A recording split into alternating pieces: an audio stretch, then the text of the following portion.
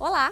A partir de agora, você confere a semana. São as principais reportagens apresentadas aqui pela UPF TV nos últimos dias.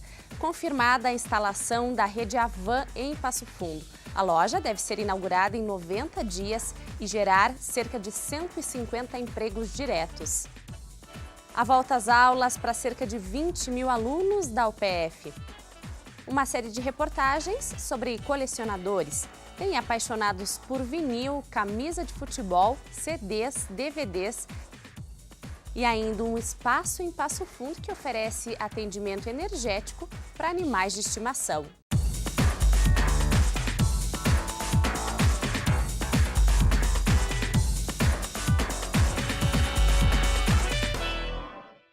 Cerca de 2.000 escolas do Rio Grande do Sul devem receber reformas na rede elétrica.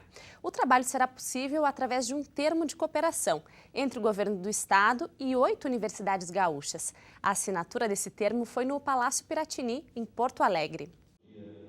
O termo de cooperação foi assinado pelos representantes das 8 universidades, o secretário estadual de Planejamento e o governador, José Ivo Sartori. No documento estão estabelecidas as normas para a parceria que deve formular projetos de reforma nas redes elétricas de pelo menos 2.000 escolas estaduais. Na região norte, pelo menos 36 escolas têm urgência na reforma das suas redes elétricas. Em todo o estado, a expectativa é que cerca de 2.000 sejam contempladas com o programa. Das 2.540 escolas que o estado tem, por ser uma rede escolar muito antiga, grande maioria, em torno de 2.000 escolas, tem problemas elétricos. Algumas são problemas simples, como troca de uma fiação, disjuntores, mas outras têm problemas, inclusive, na parte de termos uma estrutura maior na parte elétrica. Muitas vezes tu instala computadores, equipamentos que podem melhorar a vida dos alunos, mas na realidade não tem força, não tem uma energia elétrica condizente, não tem, daqui a pouco a fiação, para fazer uma linguagem simples, é uma fiação ineficiente e que a gente não pode utilizar muitas vezes esses equipamentos. Então, com isso, nós vamos melhorar sim a infraestrutura elétrica de cada escola para que nós possamos ter um ambiente, como disse o governador, melhor, mais seguro e com melhores condições para todos os alunos, todos os professores, enfim, para toda a sociedade gaúcha. Nós temos aí, acredito eu, que vamos atingir quase que todas as escolas do sistema escolar. Mas esse é o primeiro caminho agora. Depois virão as licitações e as obras, que é o caminho natural para deixar em condições muito favoráveis. E quando o ambiente é bom e é melhor, ele fica mais seguro e a nossa gurizada, como eu gostaria de dizer, também começa a aprender diferente. Só na região de Passo Fundo, a estimativa é que cerca de 70 escolas estaduais precisem de algum tipo de reparo na estrutura elétrica. Em todo o estado, o programa deverá contratar 75 estagiários, que serão acompanhados por professores das instituições e engenheiros contratados pelo governo.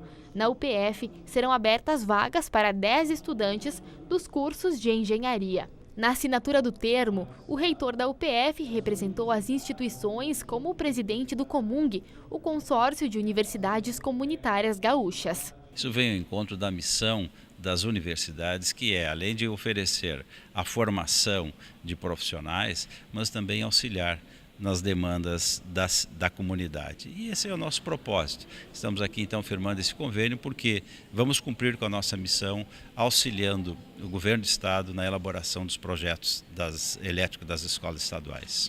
Com os projetos prontos, as obras serão licitadas pelo governo do estado.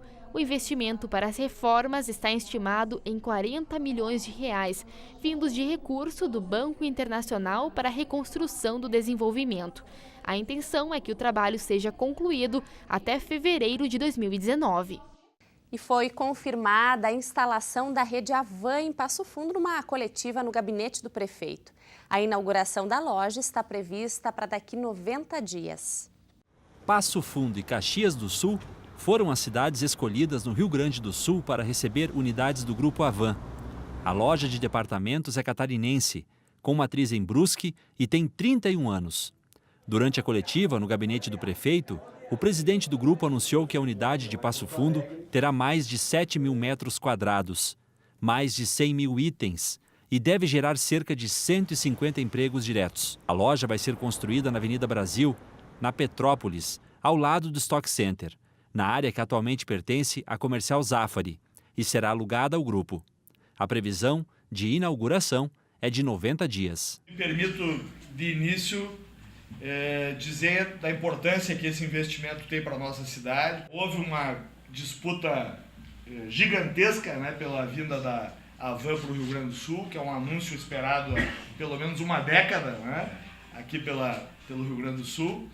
E nós ficamos felizes que tenhamos podido receber ontem a boa notícia, a grande notícia de que vamos ter aqui em Passo Fundo. Nós vamos fazer de tudo aqui do ponto de vista do poder público para que a empresa se instale imediatamente em Passo Fundo com rapidez, contratando pessoas, gerando empregos, fazendo investimentos, né, dando uma opção a mais qualificada aqui para a nossa comunidade. Desde que nós fizemos a nossa loja de Chapecó, que nós vimos namorando Passo Fundo. Acho que o Brasil está vivendo um momento interessante, um momento de voltar a crescer, e nós estamos entrando no Rio Grande do Sul e gostaria que aqui fosse a primeira loja.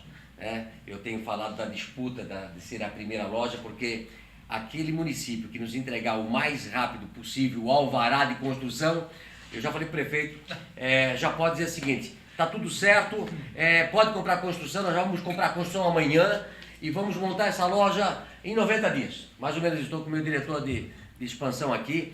Nós fizemos com muita rapidez. É uma loja de 7.000 metros, 7.300 metros quadrados.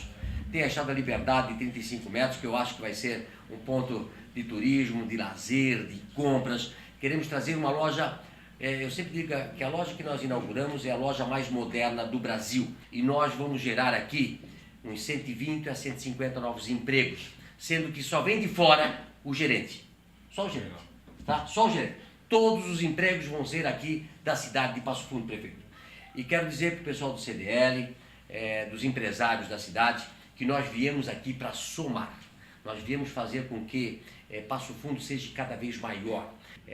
Nós podemos inaugurar essa obra ainda no primeiro semestre. Olha a rapidez nossa, tá? A bola está no campo, a bola está jogada. Eu só dependo de vocês, ok, pessoal?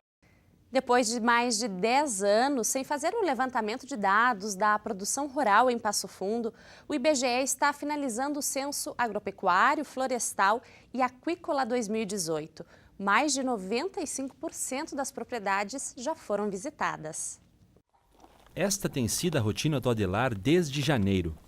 Ele é recenseador do IBGE de Passo Fundo e está trabalhando no Censo Agropecuário, Florestal e Aquícola 2017 e 2018.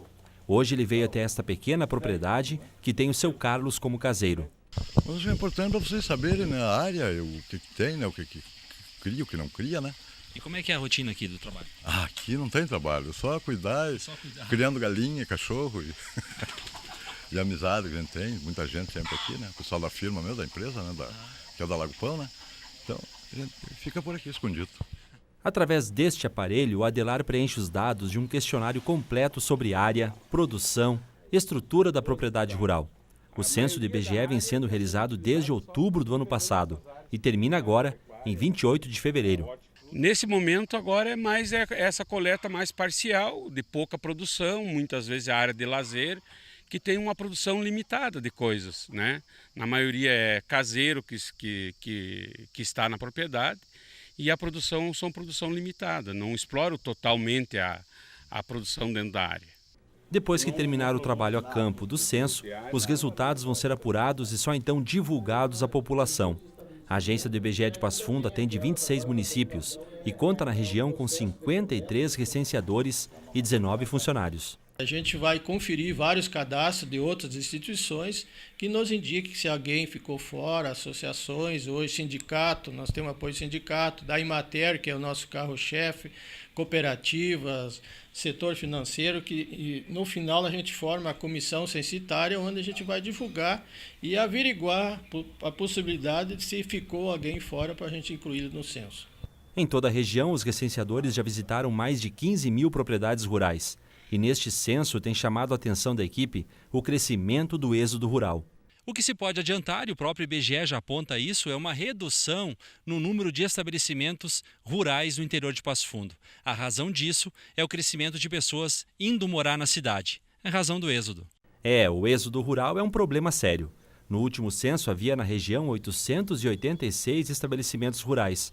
Agora o número passa um pouco dos 750. O grande fenômeno que vai ser revelado no censo é hoje o pessoal vir morar na área urbana. Apesar de alguns ficou produzindo na área rural, mas a maioria dos produtores ficam na área urbana em função de várias variáveis, principalmente a condição, qualidade de vida, a questão social. E o número está sendo reduzido, mas nós vamos chegar próximo. Essa redução é bem reduzida mesmo no número de estabelecimentos.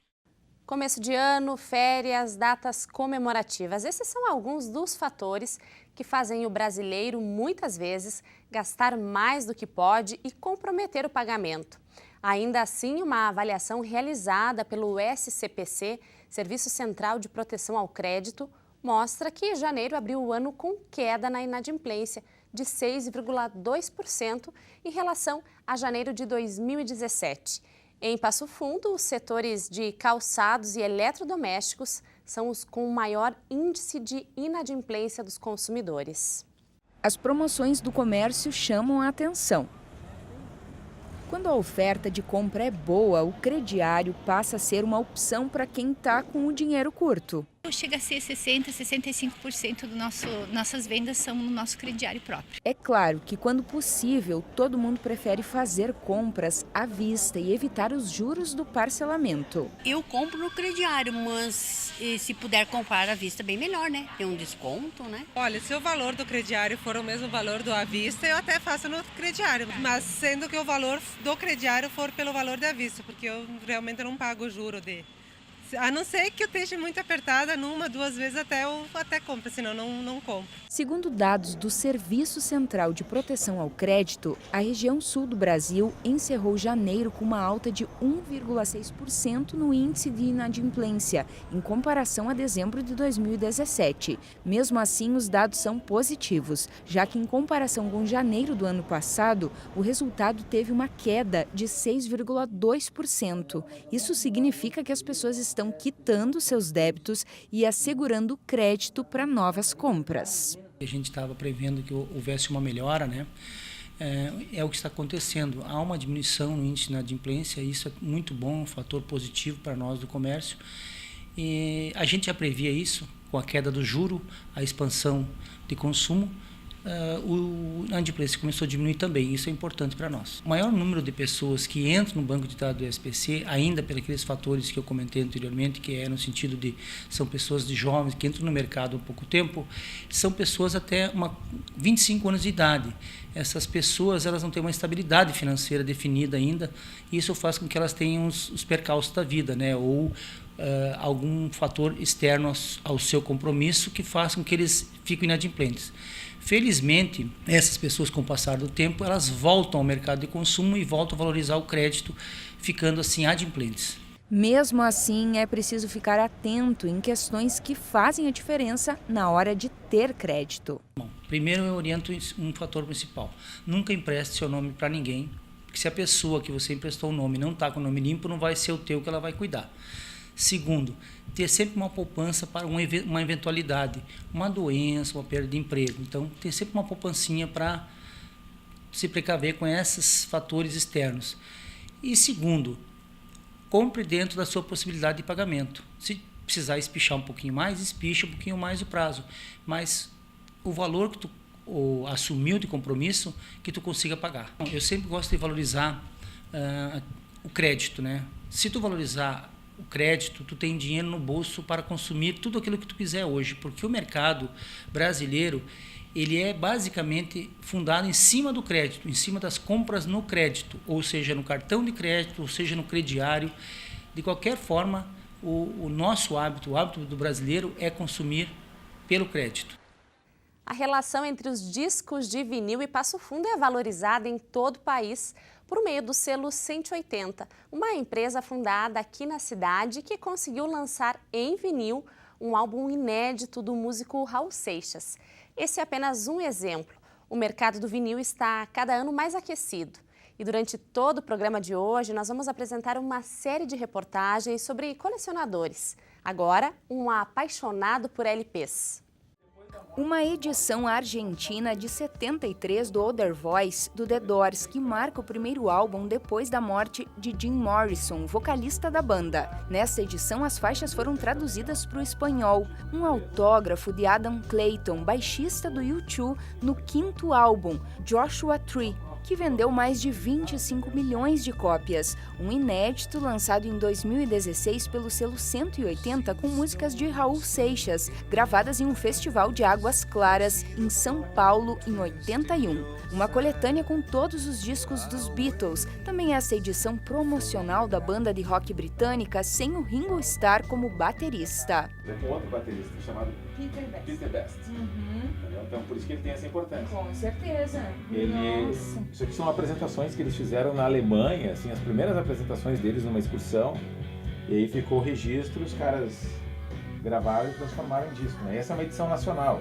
Ele até não é tão raro, entendeu? Mas a história é legal. Bem, como já deu para notar, são muitos os registros culturais e afetivos que fazem o Jaderson, aos 36 anos, ser um colecionador de discos de vinil. O início foi em 2002, quando ele se sentiu atraído pelos elementos sonoros produzidos pelos LPs. Um dia eu estava trabalhando, até por acaso, e entrei numa loja aqui em Passo Fundo, lá trabalho, e nessa loja de discos estava tocando um som que tinha uma textura diferente, aquilo me atraiu. E aí eu fui perceber que aquilo era vinil, que eu nunca tinha parado para prestar atenção num vinil. E a partir daquilo eu fui tomando gosto, eu fui pesquisando, eu fui conhecendo mais, eu fui comprando equipamento, comprando disco e até hoje sempre.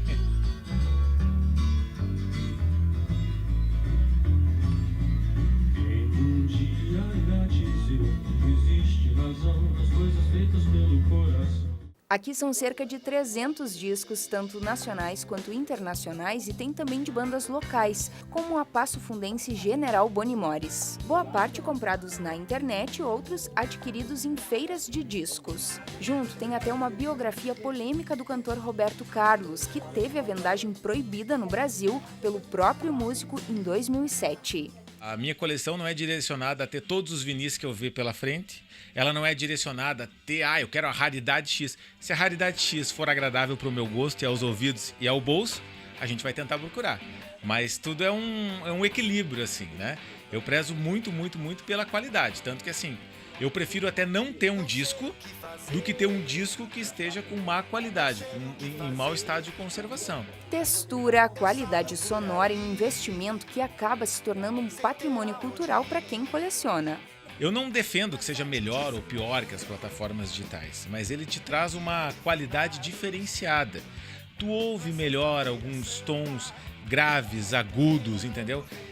O teu ouvido consome um produto melhor, aquilo é muito mais agradável. E como eu gosto muito de música, eu gosto muito de ter a qualidade na música.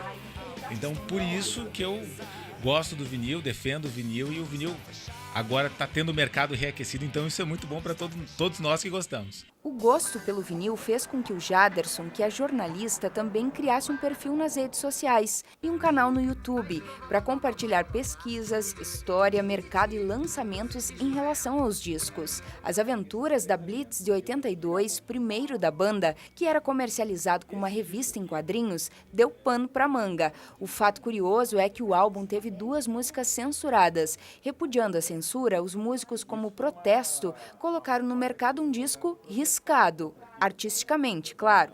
O material disponibilizado no canal do Jaderson sobre esse disco contou com uma participação bem bacana. Pois é, aí a gente já estava com o LP pronto, veio a notícia que tinham músicas que estavam sendo censuradas. E era uma coisa que a gente achava que só acontecia com Chico Buarque, com Caetano, Gil. A gente ficou decepcionado. E aí o Evandro Mesquita, o próprio Evandro, gravou um vídeo para mim. A produção me mandou depois por WhatsApp, ele gravou um vídeo contando a história do disco, então eu fiz o programa, usei o depoimento dele, foi muito legal. Já para ter o autógrafo do baixista do U2, o colecionador contou com a ajuda de uma amiga. Eu não sei como, mas sempre que algum grande artista vai a São Paulo, ela sempre consegue colar com os caras. E ela conseguiu pegar 2 autógrafos do Adam Clayton em 2 edições do disco e botou uma para venda. E uma eu comprei, Ela até me mandou a foto depois do Adam autografando para mostrar que é real, né? Quem vai olhar ali a imagem vai ver que são só rabiscos, mas eu digo que são rabiscos feitos pelas mãos que fizeram o solo de With or Without. Então tá ótimo, né? São rabiscos originais. Para o colecionador, estão equivocados os que pensam que o vinil é coisa de quem tem mais idade e, portanto, é saudosista. Cada vez mais o público jovem é conquistado por esse formato, que preenche os ouvidos e amplia o mercado para essa cultura. Então o cara, quando quer ouvir a música, prestar atenção na música, sentir a música, o vinil te dá tudo isso. Então, quem quer a música dessa forma, busca o vinil. Por isso que o mercado está voltando, é por essa relação de carinho que o vinil nos dá. Sensacional, você não soube me amar, você não soube me amar. E depois do intervalo tem mais histórias de colecionadores. E ainda há volta às aulas na UPF, escolas particulares e escolas municipais. Nós já voltamos.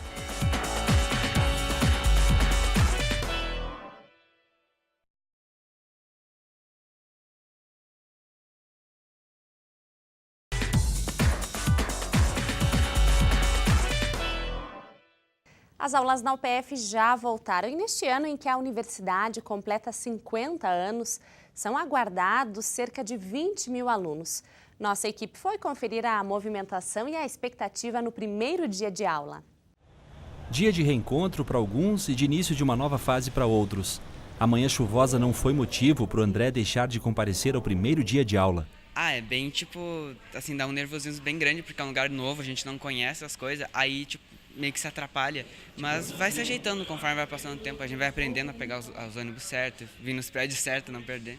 A UPF espera para esse primeiro semestre cerca de 20 mil alunos. O desejo de boas-vindas é o mesmo para todos. Dirigimos-nos à comunidade acadêmica da Universidade de Passo Fundo para desejar as boas-vindas aos nossos professores, aos nossos funcionários e, principalmente, aos nossos alunos, para que todos nós tenhamos um excelente ano de 2018. Aproveitarem de estar numa universidade, se informar sobre ensino, sobre pesquisa, sobre extensão, sobre inovação tecnológica, usufruir efetivamente de todos os benefícios que se tem de estar numa universidade como a Universidade de Passo Fundo. E para quem já está na caminhada do ensino superior, o início de mais um semestre também traz uma grande expectativa. De a gente fazer um ótimo semestre, na medida do possível, ajudar os calouros a se integrarem assim, com a turma no geral. E a gente está preparado aí para oferecer o que a gente puder de suporte enquanto alunos apoiadores, enquanto diretório acadêmico, para que os calouros e demais alunos tenham a melhor experiência possível. Bom, o sentimento de nervosismo ao iniciar uma nova fase é normal. E o ambiente acolhedor que a universidade proporciona torna tudo ainda melhor. Eu não sei dizer porquê, mas me dá uma impressão de ser bem familiar, então eu não fico nervoso demais. E os professores da UPF começaram um ano letivo com uma aula magna. O encontro já é tradicional para a integração e formação dos educadores da universidade. Afinal, o que é uma universidade? Quais são os desafios que temos pela frente nessa instituição que está em constante mudança? Esses questionamentos foram discutidos e repensados na aula magna que inaugura o ano letivo aqui da UPF. E o convidado para falar sobre esse assunto foi o professor doutor da Universidade Federal da Bahia, Naumar Monteiro de Almeida Filho. Para ele, hoje existem pelo menos 3 desafios principais nessa área. O primeiro é começar a questionar quais são, de fato, as universidades com verdadeiras missões de ensino. Há uma confusão no Brasil que precisa ser, de alguma forma, superada. E eu acho que esse é o primeiro desafio. A gente ter no Brasil universidades que façam parte dessa linhagem histórica. O segundo desafio é a questão da qualidade. A qualidade crítica da instituição. Não basta formar bons profissionais, tem que ser sujeitos capazes de saber os limites de sua formação. O terceiro é a questão da inclusão social.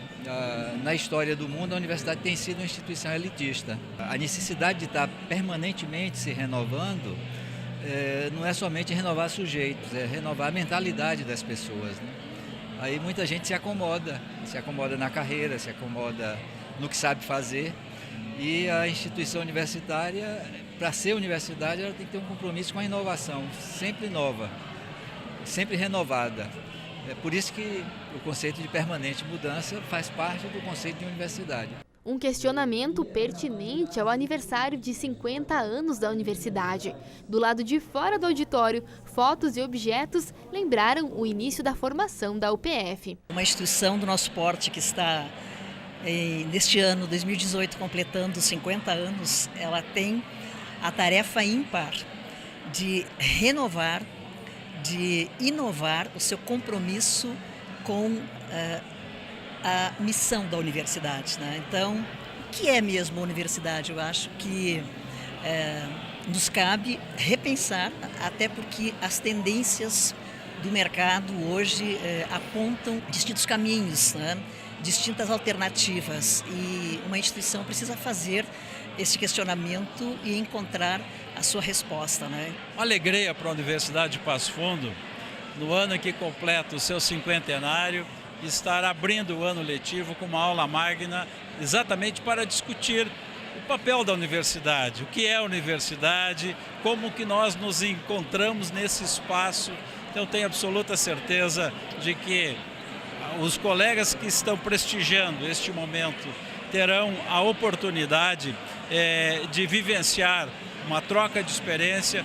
Isso vai dar a todos nós um ganho pessoal, um ganho profissional e, sem dúvida nenhuma, um ganho institucional. Além de começar o ano letivo, a aula magna também fecha o ciclo de formação dos professores. Em Passo Fundo, 14 mil alunos e cerca de 1.400 profissionais do município, entre professores, diretores e funcionários, também voltaram às aulas. Este ano, todas as escolas da rede municipal, tanto as de educação infantil como as de ensino fundamental, terão um calendário unificado. Hoje é um dia especial, aguardado há bastante tempo. E pode parecer que foi ontem que as aulas acabaram, mas agora estão todos de volta. E eles vêm acompanhados dos pais, alguns mais tímidos, outros falantes.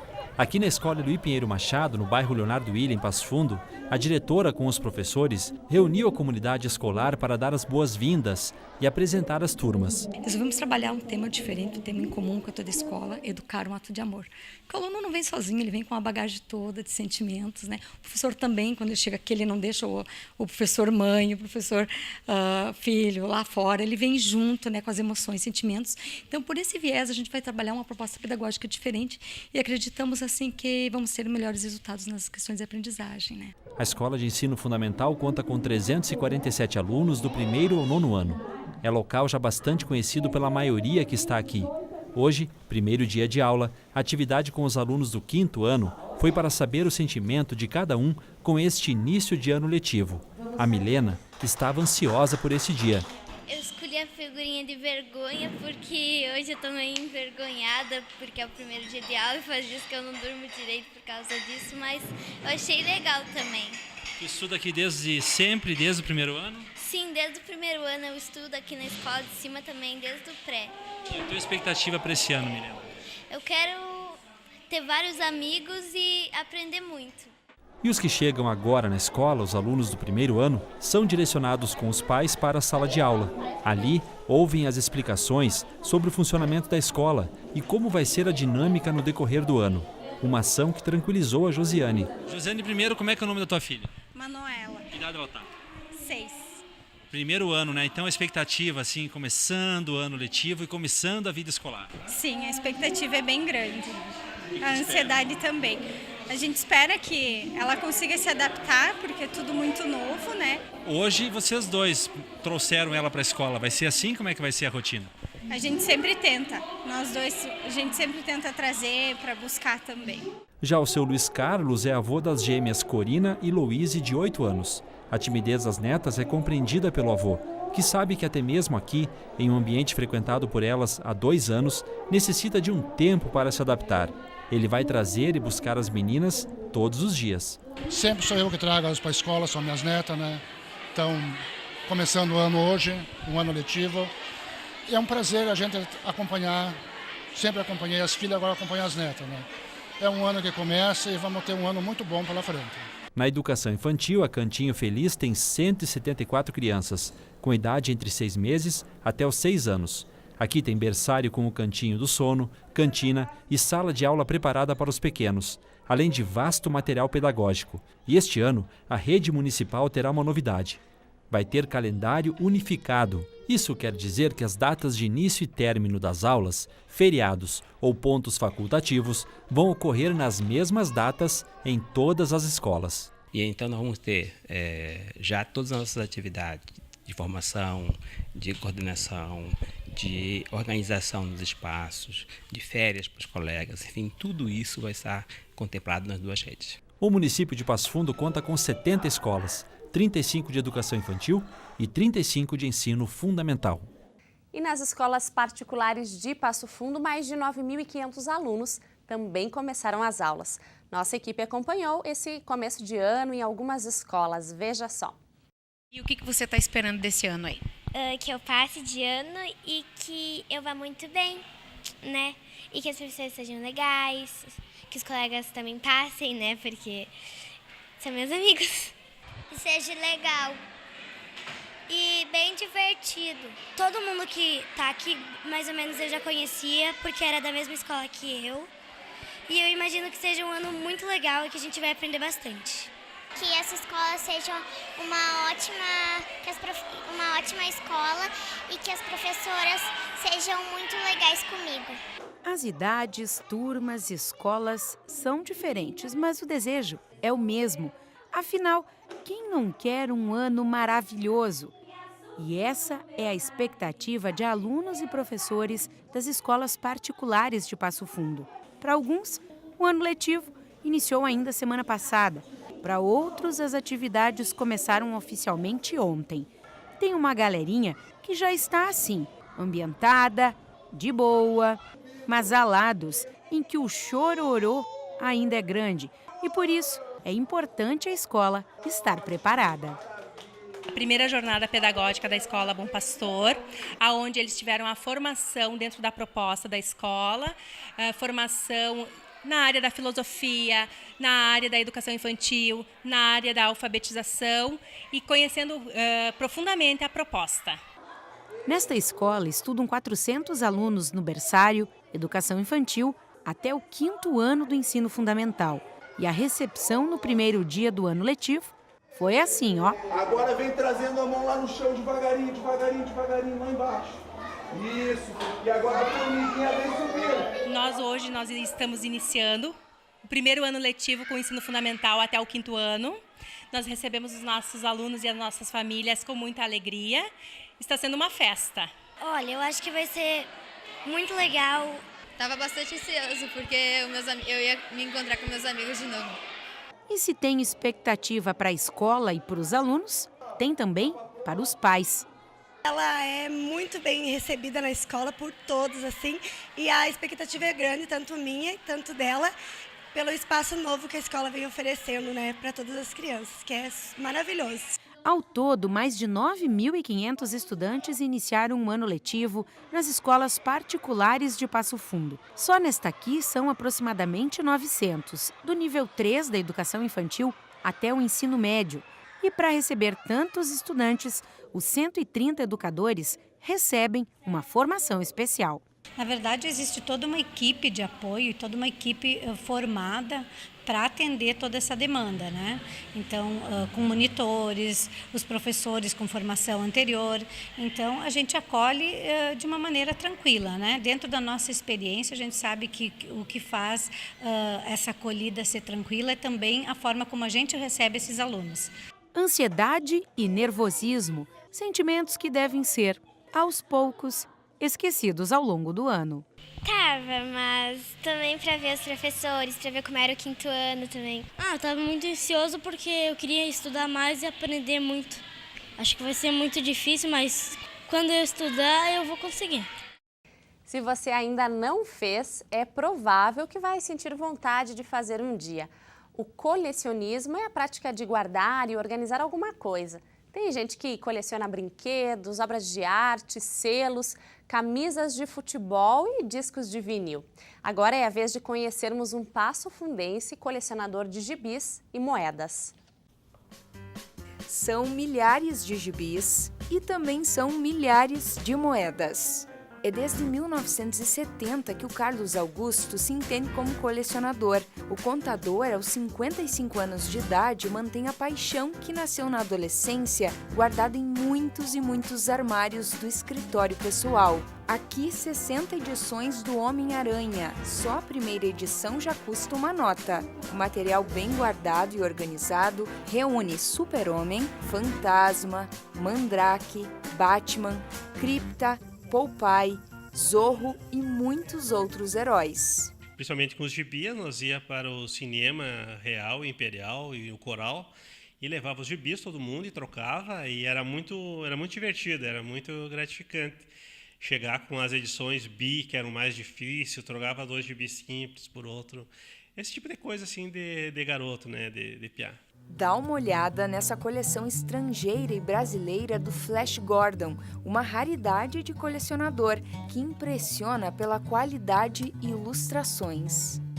E não são só de heróis que é feita a coleção do Carlos, tem os quadrinhos da Supermoça de 1973. E que aquele super-herói, na verdade, é um pouco de cada um. E se você vê as pessoas que gostam de filmes e desenhos de super-heróis ou até gibis, que muitos usam os próprios as vestimentas, né? Hoje mais popularizado com os animes, né? Com os festivais onde os garotos e as garotas se vestem conforme os personagens dos japoneses, principalmente, né? Que são os mais. Mas tudo isso é uma coisa que me atraiu na época, me atrai a super-herói. Eu acho que está em cada um tem o seu lado super espacial e super poderoso. E o hobby não para por aqui. Moedas também atraem o Carlos, e elas são de épocas variadas e vêm da Inglaterra, de Israel, do tempo do Império Romano, do Terceiro Reich nazista. Tem também as brasileiras, e esta precisa até uma lupa para ajudar na identificação. Tem moeda de todas as partes do mundo. Moedas com uma temática mais ligada à espiritualidade também, à história e aos grandes feitos da humanidade, os grandes feitores, tipo Da Vinci, Napoleão, algumas peças do Divino também, de Cristo, né? E isso vai atraindo outras coisas junto e vai trazendo um desenvolvimento maior, científico também, cultural. E também é uma fase da minha profissão isso, porque na medida que eu catalogo e coleciono diversas peças, eu também uso isso na minha profissão. Como contador, a gente faz dos métodos, da metodologia, também uma forma de organização da profissão. E uma coisa está interligada à outra, né? E o Carlos dá até uma dica de um exímio colecionador. Eu sempre oriento as pessoas que me procuram aqui a virarem as moedas e verem o reverso da moeda. Um reverso invertido quadriplica o valor da moeda, um reverso inclinado, uma falha além a moeda, se, digamos, onde diz Brasil, tiver 2B batido, às vezes não tem está faltando uma letra, às vezes uma moeda de 50 centavos só aparece o 5 ou só aparece o 0. Tudo isso ela agrega valor ao item. Para além do patrimônio financeiro da coleção, que não é pouco e em boa parte é adquirido por meio de leilões, a maior valorização para esse colecionador é o potencial histórico e afetivo que existe no colecionismo. O maior patrimônio realmente é o afetivo e a parte da memória que ela traz. E cada peça tem uma história, desde a aquisição dela e até o estudo do que significa, né, e os significados simbólicos de muitas peças também, de origem maçônica, rosacruciana, que da alquimia também, que são coisas que me interessam. Né? E sobre a próxima coleção? Eu vou continuar com meus gibis e minhas moedas, já está bem definido e eu espero poder deixar um legado aí para minha família, para o pessoal da cidade ainda com algum projeto que eu tenho em mente aí, para que as pessoas desenvolvam o colecionismo e com isso consigam adquirir mais conhecimento sobre arte, ciência, né, e a própria pedagogia da coleção, de guardar, de armazenamento das peças.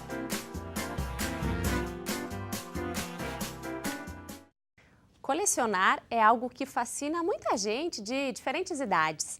E na série de reportagens sobre os colecionadores, agora a gente conhece a história de um professor que coleciona CDs e DVDs há mais de 30 anos. Colecionar não é apenas juntar diversos objetos. É uma satisfação que só quem faz consegue explicar. E é esse o Renato, um colecionador de CDs e DVDs, apaixonado por música e cinema.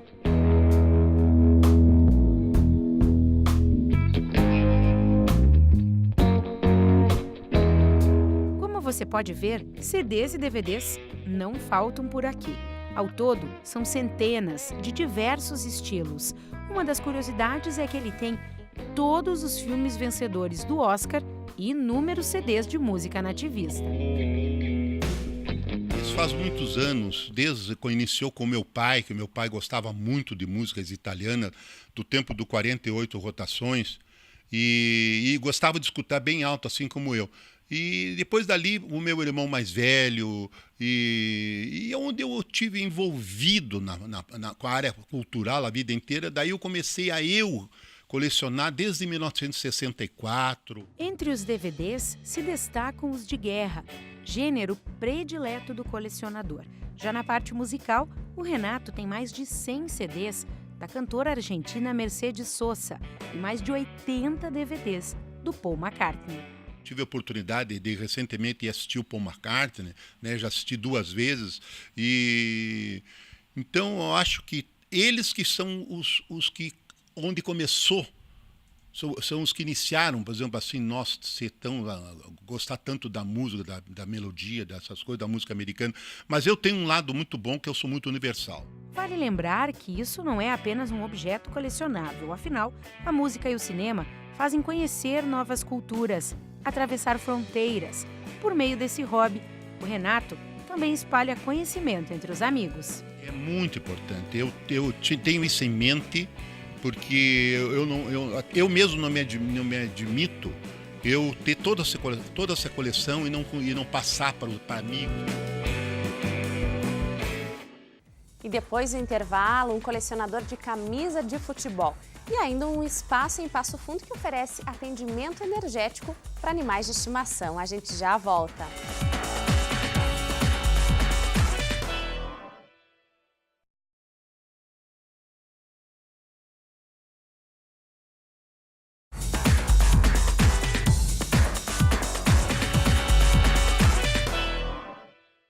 Tem quem colecione objetos, selos, vinil, carrinhos e tem ainda quem aprecia encher o guarda-roupa com camisas de futebol. Na série sobre os colecionadores, agora a gente conhece o carinho e cuidado que o passofundense Cleiton tem com suas 207 camisas dos mais variados times. Tem para todos os gostos e torcidas. São 207 camisas que vão de times amadores até times estrangeiros. Começou por gostar de futebol, né?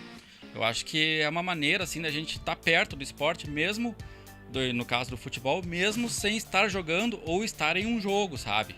No estádio, qualquer coisa assim. É uma maneira, inclusive, assim, da gente inserir, né, o futebol no nosso dia a dia. É ter as camisas, né? E aí, por isso que eu escolhi não ter foco nenhum. Para ser bem amplo, então vai de futsal, tem time amador, tem time profissional, tem time europeu, tem time norte-americano, tem de tudo, sabe? E cerca de 90 camisas o Cleiton ganhou de presente. Dentre elas, a primeira foi a do Internacional, dada pela avó em 1995. De lá para cá, o gosto de ser colecionador cresceu. Eu tinha uma camiseta do Inter pequenininha assim, que depois com o tempo acabou se perdendo, né?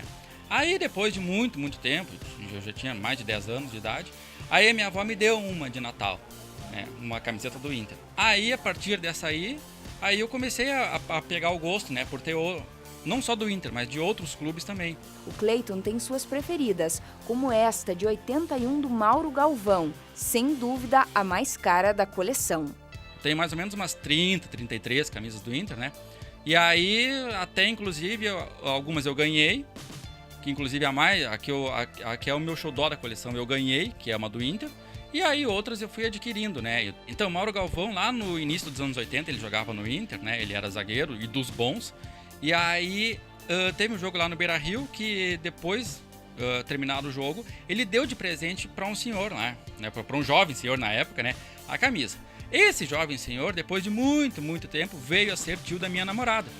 Aí, em um bate-papo lá, ele me disse que ele tinha uma camisa daquelas ali. Aí ele veio com a camisa para mim. Aí ele até fez uma brincadeira comigo. Se eu soubesse o que eram os raminhos que tem na camisa, ele ia me dar ela. Aí eu disse, né, que os ramos eram alusivos lá ao tricampeonato brasileiro de 79. Aí ele me deu a camisa, né? E eu posso dizer que ela é o maior xodó que eu tenho. As camisas autografadas também têm um gostinho especial. O bom mesmo é que esse colecionador não só coleciona, como joga futebol. E olha só, veste todas as camisas. Tem sim algumas autografadas pelo Sandro Sotile, pelo Marquinho, que são jogadores que têm uma história bonita dentro do futebol, né? E que volta e meia, no caso do Sandro, ele mora aqui em Passo Fundo, no caso do Marquinho, ele tem família aqui em Passo Fundo e volta e meia ele está por aqui. Então são jogadores também que a gente acaba tendo uma ligação, né, de uma maneira ou outra. Eu uso sempre, né? Eu uso para ficar em casa, eu uso para ir trabalhar, eu uso para jogar bola, né? Que eu gosto de jogar futebol também. Na verdade eu tento jogar, né? E aí eu uso também para praticar esporte, né? Eu uso no momento de lazer, eu uso o tempo todo, eu uso camisa de futebol. Até porque eu tenho tantas, né? Então eu tenho que acabar usando elas. Como é que você cuida dessas camisas todas? Olha, então elas estão guardadas em um guarda-roupa, né? Todas elas. Algumas mais sensíveis estão... sensíveis que eu digo assim, que possam correr algum risco de estragar e acabar descascando. Essas aí elas ficam em cabides, né, especiais ali. Né? Aí eu tenho como método, para não me perder muito, de separar elas por tamanho. E a cada tempo tem que lavar todas elas. Mas aí não é problema meu. Aí a namorada entra. Aí ela que entra, né?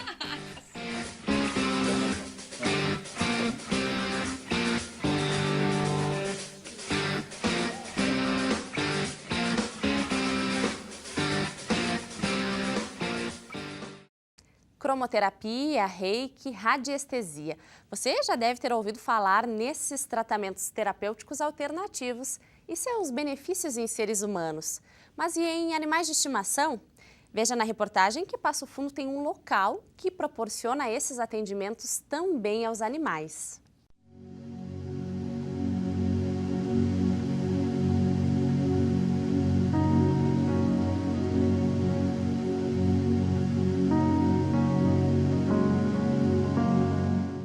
Que eles geralmente são os xodós da casa não é novidade para ninguém. Muitas vezes eles são os únicos companheiros a nos receber quando chegamos daquela rotina agitada e corrida. E é por isso mesmo que eles também precisam de uma atenção especial.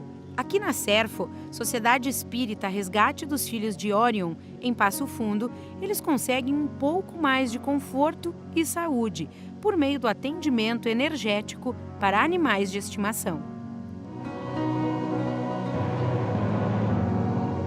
A ideia desses atendimentos é justamente estar auxiliando a todos, colocando a prática da fé com obras mais ainda à frente, que é a bandeira dessa instituição, né? Então, assim, muitos dos animais, hoje em dia, fazem parte da família, dos núcleos familiares, né? Substituindo muitas vezes a afetividade das pessoas. Afinal, também, os animaizinhos também têm um corpo físico, também têm problemas de saúde, também sofrem doenças, né? Então, esses atendimentos buscam ajudar esses seres que estão ao nosso cuidado. Primeiro, os bichinhos participam de uma preparação e depois vão para os atendimentos. Primeiro é a radiestesia, né? Esse atendimento ele serve como uma preparação para todos os demais, tá? Então ele faz uma energização para que os demais atendimentos possam fluir de maneira melhor. O segundo é o passe magnético e energia cósmica. Esses atendimentos funcionam como uma transfusão de energia positiva, né? O passe magnético nada mais é do que isso. A cromoterapia age diretamente sobre os 7 chakras do animalzinho, equilibrando cada um desses chakras conforme a vibração que é inerente a cada um deles e utilizando então as cores, né? E por último o reiki, que trata então de uma energia mais universal e faz o fechamento, digamos assim, desse atendimento. Há 6 anos, a Serfo vem realizando atendimentos a pessoas em Passo Fundo e, desde o ano passado, resolveu atender também os animais de estimação. O local já chegou a receber 18 animais, mas hoje em dia a média é de 8 atendimentos. O mais comum de se ver por aqui são cães, mas também tem tartaruga, galinha e já teve até cobra. Acabou que a médica não deu a garantia dela voltar a caminhar. Quando ela voltou para casa, ela estava usando fralda e a gente ficou em tratamento e ela não melhorava. Então a gente levou ela em Carazinho, na Serv também, para fazer mais atendimentos dos animais e aqui. E a partir dali ela começou a melhorar e se animar para comer, e aí foi tomando remédio que ela não queria tomar. E ela foi até que agora ela está caminhando. Não caminha 100%, mas ela está super bem. A Mel, ela já teve câncer, já foi tirada toda a cadeia mamária, ela já teve infecção generalizada. E a gente achou que ela não ia sobreviver, por causa da idade e tudo.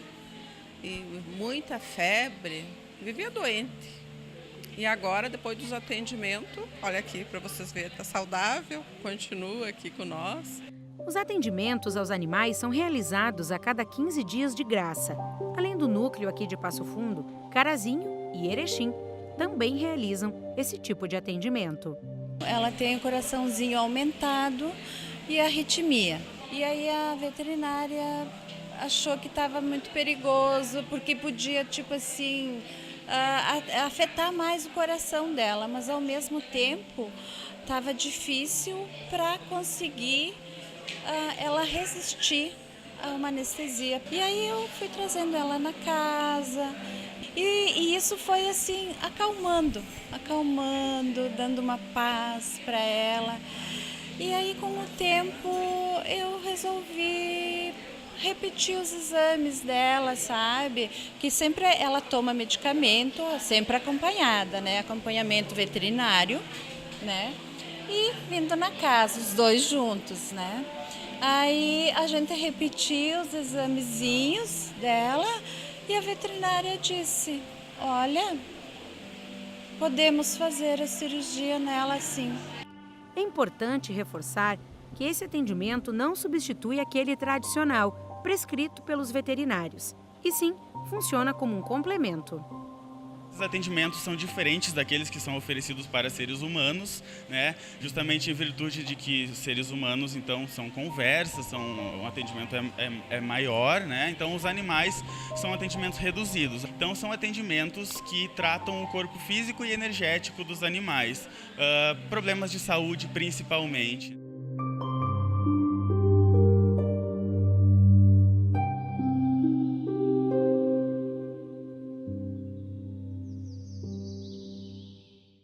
Fim de semana chegou e você está aí sem atividades? Olha, a gente tem alguns convites para você. Veja só. Oi pessoal, meu nome é Vitória. Eu vim aqui convidar vocês para o lançamento do meu livro que vai acontecer nesse sábado, dia 24, às 15 horas na Livraria Delta. O nome do meu livro é Incontrolável e ele aborda assuntos bem atuais, como depressão, transtornos mentais e transtornos alimentares. No dia do lançamento vai ter um bate-papo sobre esses assuntos e vai ter música ao vivo, vai ser bem legal. Então eu tô convidando todos vocês para estarem lá. Olá pessoal que curte a UPF TV. Neste sábado, eu e meu amigo Patrick Antunes estaremos fazendo um show no projeto Música na Praça, que é promovido pela Prefeitura de Passo Fundo para valorizar os compositores e músicos locais. Neste show faremos a apresentação das minhas músicas autorais, e alguns covers nacionais e internacionais. Também pretendemos mostrar nossa versatilidade tocando vários instrumentos musicais, tais como violino, teclado, guitarra e violão. O show é aberto à comunidade em geral e acontecerá neste sábado, dia 24 de fevereiro, às 19 horas, na Praça Santa Terezinha. Nós tocaremos novamente no encerramento do projeto, que será no Parque da Gare, no dia 11 de março, às 18 horas. Venha nos prestigiar! Conto com a presença de vocês. Um grande abraço a todos. Olá, amigos da UPF TV. Eu sou o Jonatas Ferreira e aqui ao meu lado o grande maestro Gil Sanderi.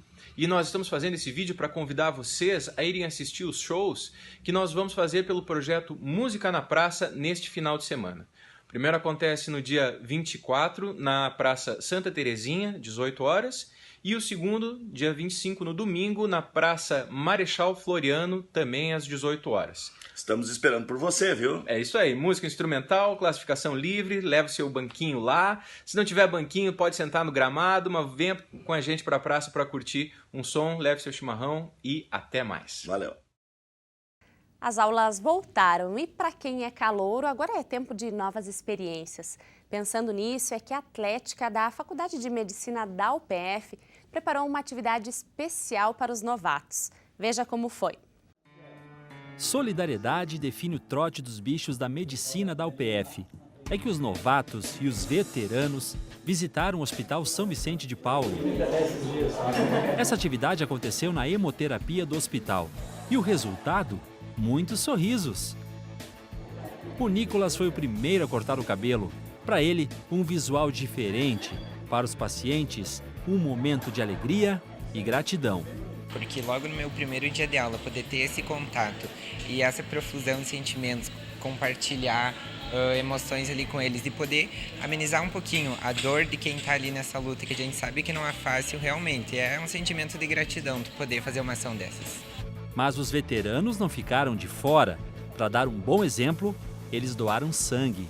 A gente sempre pensa em fazer o bem de todas as formas possíveis, né? Porque a nossa profissão é uma coisa que certamente exige isso de nós. Então, são diversas nossas atividades que a gente propõe: doação de sangue, doação de alimentos, doação de roupas, doação de... Enfim, do jeito que a gente puder ajudar, a gente quer contribuir para a comunidade, para a universidade, para os acadêmicos, para professores, para as crianças da oncologia dessa atividade pontual. Enfim, eu acho que é importante a gente saber que a gente tem que cuidar do próximo, de todas as maneiras possíveis. Vale lembrar que essas ações não beneficiam apenas os pacientes. Ter um coração solidário influencia na vida profissional dos futuros médicos. Os novos alunos acabam, então, tendo no primeiro dia esse contato com o hospital, essa introdução à realidade, e as crianças em tratamento acabam, então, também sendo estimuladas, né, no sentido de participar dessa ação com os futuros médicos. Essas foram as informações desta edição. Obrigada pela sua companhia e na próxima sexta a gente tem um novo encontro. Até lá!